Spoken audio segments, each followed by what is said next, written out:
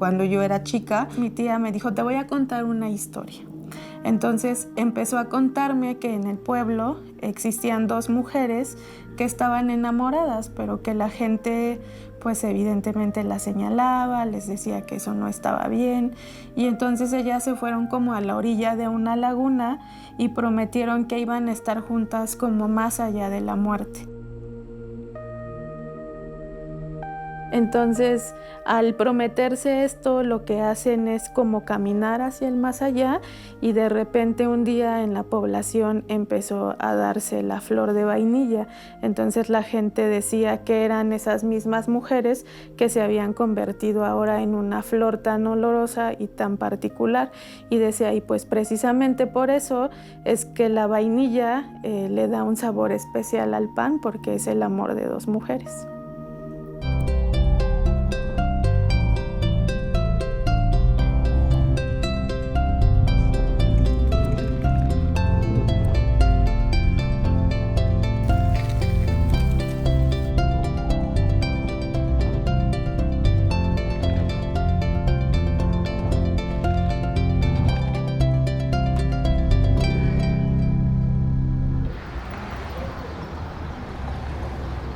Me llamo Yadira López Velasco, pero hace como 3, 4 años empecé como a nombrarme Yadira del Mar porque recuperé la historia de mi nacimiento, que fue como esta historia que no me contó mi mamá, me la contó mi tía. Pues estábamos como un día platicando y me dijo, pues es que en realidad sí eres del mar, ¿no? Porque tu mamá te parió en el mar. Mi mamá vendía comida en Playa San Vicente, en Juchitán, y entonces le vino el dolor justo cuando andaba trabajando y su instinto fue pues correr al mar y tenerme ahí. Entonces ya cuando le avisan a mi tía, pues mi mamá ya estaba pariendo en el mar. Fue muy, muy maravilloso porque cuando yo era chica, mi tía siempre me decía, ¿tú qué crees que hay más allá del mar, no? Y entonces yo siempre le decía que no sabía que había más allá del mar. Y ella me decía, bueno, cuando tú seas grande te vas a ir de aquí y me vas a contar qué hay más allá del mar. Ella sabía que yo necesitaba irme más allá del mar porque su propia historia de vida le había hecho decirme esto, ¿no? Tienes que irte porque necesitas moverte para descubrir quién eres, pero nunca olvides de dónde vienes y regresa siempre a contarme qué hay más allá.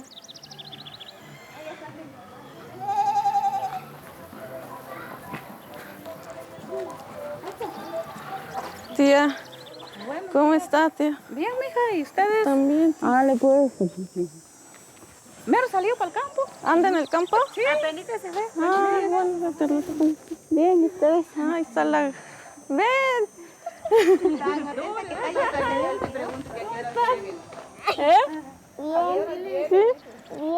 Fue como algo muy casual, como yo descubrí que mi tía era lesbiana, porque pues cuando yo era más joven veía que siempre estaba rodeada de mujeres, ¿no? O sea, que tenía muchas amigas y yo decía, ¡ay, qué hermoso! Mi tía siempre tiene amigas en su casa. Pero entonces en una ocasión buscando como en los baúles, me mandó a buscar como ropa uno de sus baúles, encontré una carta de una mujer para mi tía. Entonces, pues la leí y pues lo que ahí decía es que se iban como a escapar juntas a la Ciudad de México, pero pues al final mi tía tuvo mucho miedo de lo que pudiera suceder en su familia y decidió no venir a Ciudad de México con esa mujer. Y pues cuando yo le pregunté, pues ella me dijo, tú también sabes lo que es amar a otra mujer y no cometas el mismo error que yo cometí, porque vale mucho la pena luchar porque pues por vivir libre y por vivir tu amor con otra. Entonces así fue como el encuentro pues de las dos, de sabernos lesbianas y ahora sí entender, porque mi tía siempre tenía amigas en su casa que no eran sus amigas, sino que eran mujeres que compartían vida con mi tía. Cuando yo entré así a primero de secundaria tenía una compañera que se llama Miriam, que me parecía muy preciosa porque era muy morenita y siempre tenía trenzas muy largas. Entonces yo siempre la estaba observando y fue como la primera mujer que me gustó y que todo el tiempo yo me cuestionaba por qué, o sea, por qué siento esto como por otra chica. Siempre he tenido como esta cuestión visual con las mujeres que me parecen como demasiado libres, ¿no? Lo que podríamos decir como machorras, estas mujeres que, pues, que rompen como los estereotipos de feminidad.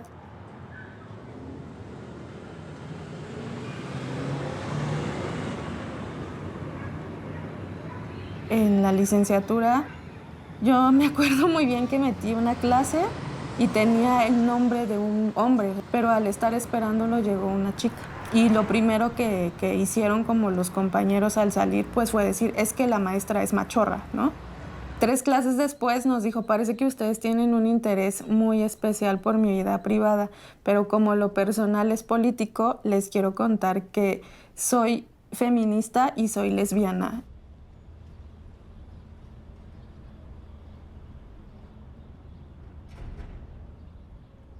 Entonces, poco a poco también yo empiezo como a acercarme a ella y empiezo como a contarle que pues yo tenía interés, pero no sabía cómo hacer, ¿no? O sea, cómo nombrarme. Y pues me decía, tómate tu tiempo, esto, dice, también puede ser un proceso largo y nada sencillo.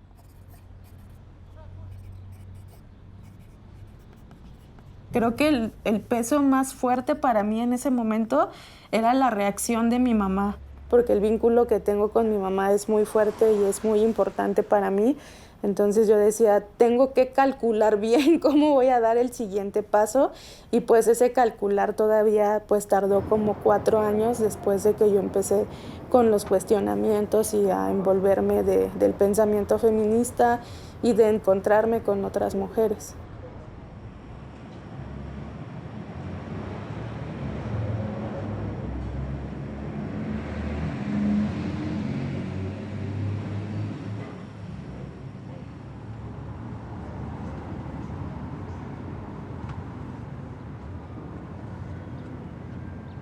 Creo que fue como un parteaguas porque ya en cualquier lugar a donde iba ya yo decía, sí, soy lesbiana. Entonces fue como algo que en verdad me liberó y me hizo como extender mis alas y poder sentirme más yo y más libre y más auténtica y más contenta.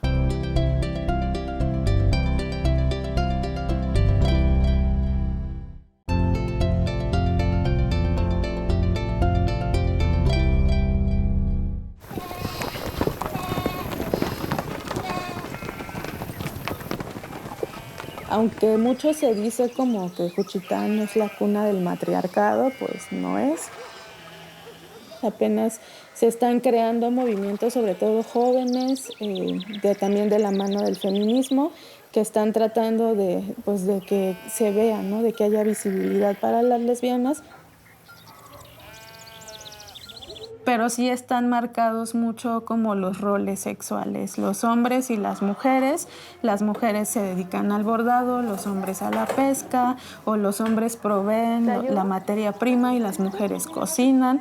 Y creo que es muy triste, pero que en ese sentido el tema del silencio es algo que sí podríamos sentarnos a dialogar muchas indígenas lesbianas, porque tampoco he conocido a muchas que sean visibles, por lo menos no en México. Pensé que en todo el cuerpo. No. Ajá. Pero si salen todo el cuerpo, esa enfermedad. Sí que a veces salen todo el cuerpo. De por sí se han considerado a las mujeres indígenas como lo atrasado, las que siempre estamos subordinadas. Entonces creo que cuando pues yo le dije a muchas amigas y amigos que tuve en ese momento de mi vida que yo era lesbiana, algunos me cuestionaron muchísimo, ¿no? Como por esta onda de, pero ¿y es que la dualidad que existe en la cosmovisión indígena? Y yo decía, pero la dualidad no tiene por qué ser heterosexual, ¿no? Entonces creo que fue como romper también con esta idea de que las mujeres indígenas no tienen ningún deseo, o sea, que no son sujetas de deseo y que no tienen un posicionamiento político y que no pueden hacer cosas y que no pueden amar a otra mujer, ¿no? Pues yo quiero volver a darles las gracias a todas por estar hoy acá, que se hayan tomado un ratito para poder compartir. Me siento pues muy contenta de estar aquí en mi tierra y de verlas a todas y de poder platicar un ratito. Entonces, pues vamos a empezar. Voy a empezar leyendo uno de mis poemas favoritos, que se llama Inmortal. Mamá bordó para mí las palabras con las que conocí el mundo. Cocinó en su olla de barro el remedio para calmar mis penas. Cantó en mi oído los secretos de las mujeres nube. Me bañó con rosas para hacer más terso mi andar. Me meneó en su enagua para que entendiera que muchas veces la vida iba a sacudirme. Mamá me puso en brazos de Nani María, porque ya intuía que yo amaría a otras mujeres. Nani María moldeó para mí en su barro el cuerpo de mujer donde yo me reconocería. Me acostó en su hamaca y en sus hilos tejió mi linaje de mujeres poderosas. Nani María leyó para mí el designio del canto del pájaro amarillo. Me llevó a la orilla del mar para que buscara lejos de ahí mi destino. Mamá y Nani María enterraron juntas mi ombligo debajo del mangal para que no olvidara de dónde vengo, y conjuraron tomadas de la mano que yo sería invencible, porque en el cielo como en la tierra yo soy. Primero fue porque empezaba como desde adolescente como a buscar como en esa respuesta de por qué estoy sintiendo algo por otra mujer, y que yo ya tenía como una cercanía con la literatura, pues buscaba como en el internet también muy incipiente de aquellos años como historias de amor entre mujeres, pero todo lo que aparecía era como desde una mirada masculina, muy sexualizante, y yo decía, bueno, hay un referente, pero no quiero que ese sea mi referente, porque además yo no me reconozco en estas letras que están atravesadas por una mirada de un hombre, porque es muy irónico que ellos quieran describir un lugar al que jamás van a tener acceso, que es la intimidad y el amor entre dos mujeres. Ya más hacia la universidad descubrí a Tatiana de la Tierra, que fue como la primera gran poeta de la que yo tuve referencia, ¿no?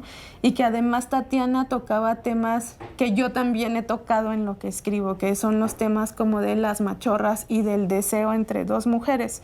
Entonces yo decía, ella sí me representa, ¿no? O sea, creo que lo que ella dice es algo que yo he llegado a sentir y he llegado a pensar en algún momento de mi vida. Y de ahí decidí que yo quería seguir el estilo de Tatiana, porque después también me di cuenta que teníamos similitudes. Ella también estaba diagnosticada con lupus y para mí fue como maravilloso descubrirlo, pero también como esta similitud de Tatiana de la Tierra y Yadira del Mar.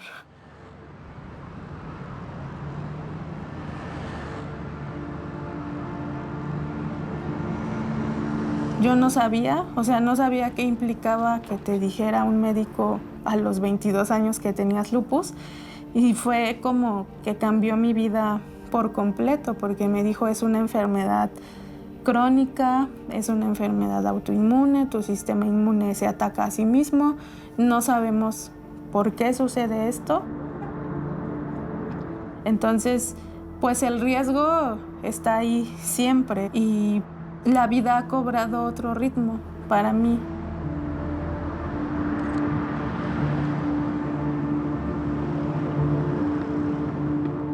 Yo estaba teniendo ataques de ansiedad y una depresión muy fuerte. Lo que la psicóloga de ese tiempo hizo fue mandarme a psiquiatría. Entonces en psiquiatría me atendió un doctor que me dio medicamento, me dio ansiolíticos y antidepresivos. Estaba dormida todo el tiempo y pues yo le decía a mi mamá, es que esto no está yendo a la raíz de mi problema, o sea, solo no me siento mal porque estoy dormida. Entonces mi mamá llegó una noche a mi cuarto y pues traía un ramo de limpia, un vaso de agua, alcohol, huevo, y me empezó a limpiar. Entonces empezó a contarme la historia de mi abuela, porque lo único que sabíamos es que había muerto cuando mi mamá era chica. Me contó entonces que a mi abuela la mataron por bruja. Y pues yo me quedé como impactada y le dije, ¿cómo fue eso? O sea, ¿cómo es que mataron a mi abuela por bruja? Entonces ella me empezó a decir que mi bisabuela y mi abuela eran curanderas y que entonces uno de los primos de mi abuela, pues como su esposa no podía tener hijos, se le ocurrió que mi abuela le estaba haciendo algo a su esposa y empezó a acecharla todo el tiempo, la buscaba, le decía que por su culpa no podía ser papá, que por su culpa no podía tener familia y entonces pues un día las esperó en medio campo y quería matar a mi abuela y a mi mamá. Pero mi mamá alcanzó a escapar, pero pues fue testiga de cómo mataron a su mamá.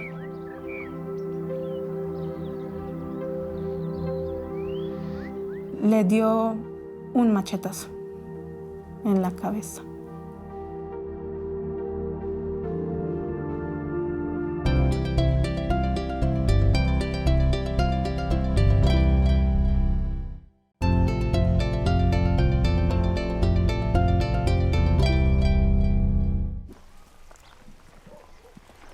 Pues ha sido un proceso muy doloroso, como poder enterarme de la muerte de mi abuela en un contexto tan violento, tan fuerte, pero siempre también me regresa un poco de paz poder venir a visitarla aquí donde pues dicen que quedó su alma y pues donde está enterrado su cuerpo.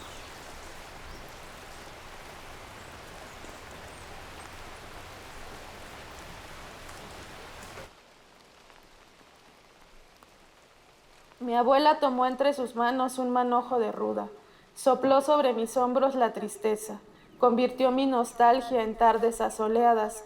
Mi abuela me leyó el destino entre copal y maíz rojo, volvió los dolores tés azucarados, bordó en manta la historia de todas sus mujeres. Mi abuela murió antes que yo naciera, pero entregó su sabiduría y mi destino a la mujer que me parió en el mar. Entonces es por eso que no habla ella tanto de las plantas o que no hablaba en ese momento, porque le recordaba la historia del feminicidio de mi abuela y no quería que esa historia se repitiera en nuestra familia y por eso decidió que tampoco le iba a enseñar a ninguna de sus hijas el uso de las hierbas.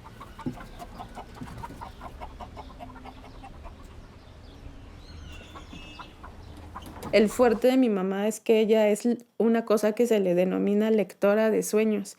Entonces siempre dice, cuando tengas pesadillas o cuando te estés sintiendo como con mucha presión en el pecho al dormir, pues significa como que el mal sueño está cerca de ti. Entonces lo que tienes que hacer es poner el jarro de agua debajo de tu cama o a la entrada de tu puerta para que el sueño malo se ahogue ahí y ya no pueda llegar a ti.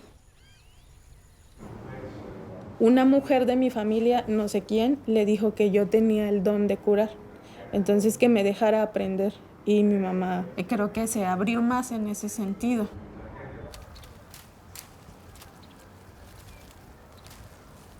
Y pues cuando llega hacia otras mujeres fue porque pues se lanza el manual de hierbas contra la tristeza. Llegamos como a la conclusión de que el saber no es mío, que es comunitario y que en ese sentido lo quiero compartir. Entonces decidimos poner en PDF de descarga libre el manual y pues fue así que empezó a llegar a muchos lugares y que tuvo un impacto que pues yo la verdad nunca me imaginé que tenía.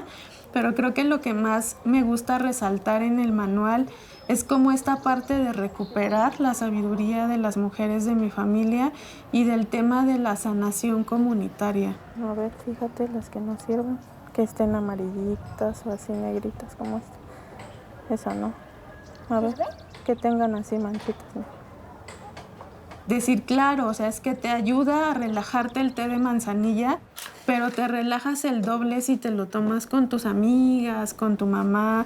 O sea, como siempre hacer mucha mención en que también el acompañamiento es muy importante a veces en los procesos de sanación, que como todo es un equilibrio, o sea, requieren momentos donde necesitas estar sola y tener esta introspección, pero también estos momentos donde tú te puedes reconocer en la otra y donde la otra te dice, yo te entiendo porque a mí me pasó esto, ¿no? Y después de eso, pues me doy cuenta que no nada más tiene que ser el manual, ¿no? Entonces me siento como por un año a diseñar un taller que se llama Cartografiando Tristezas, Sanando Juntas, que es una mezcla de lo que a mí en ese momento me ayudó a salir de la depresión y la ansiedad, que fue la terapia narrativa y la sanación con hierbas. Entonces empezamos a hacer los ejercicios y siempre al poder compartirlos con otras, se da como el momento de quiebre. O sea, porque siempre si una llora, la otra se reconoce en ella y también llora. Entonces se hace un llanto colectivo que al mismo tiempo pues es muy sanador. Es el momento como pues clave, ¿no? Donde todas nos damos cuenta que estamos pasando por estos momentos dolorosos, pero que siempre hay espacios que nos permiten sanar.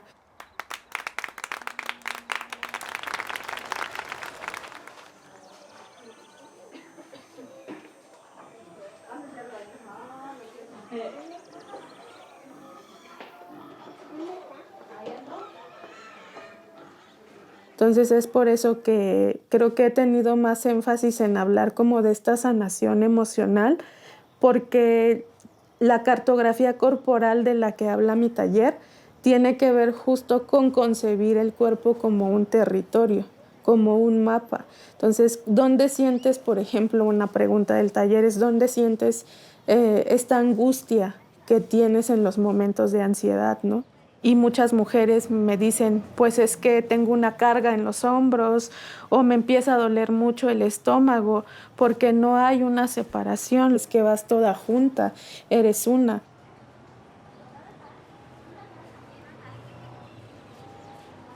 Y pues en mi camino he atravesado todo tipo de emociones, ¿no?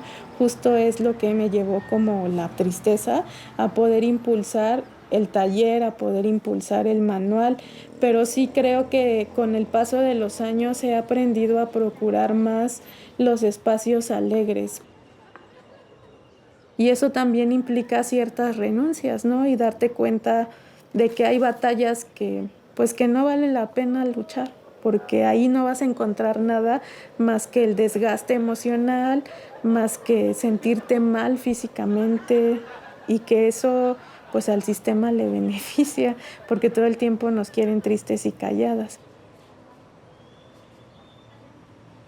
Y creo que sanarnos a nosotras mismas, procurarnos alegría, el gozo, también es una parte pues profundamente política, es ternura con nosotras mismas, una ternura que a veces no hemos recibido de ningún lado y que por qué nos vamos a estar lesionando todo el tiempo.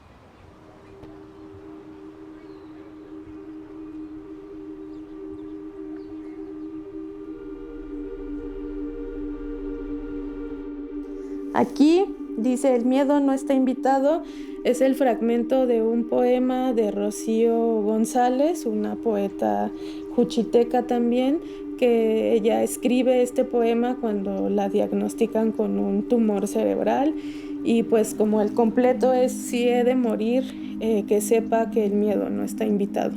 He querido como vivir más libre también por eso la vida, porque sé que la muerte está cerca y no es que me asuste porque pues por fortuna creo que he hecho muchas cosas con las que yo me he sentido bien a lo largo de mi vida, ¿no? Entonces el miedo sí ha estado presente, pero como Rocío, si he de morir, no va a estar invitado.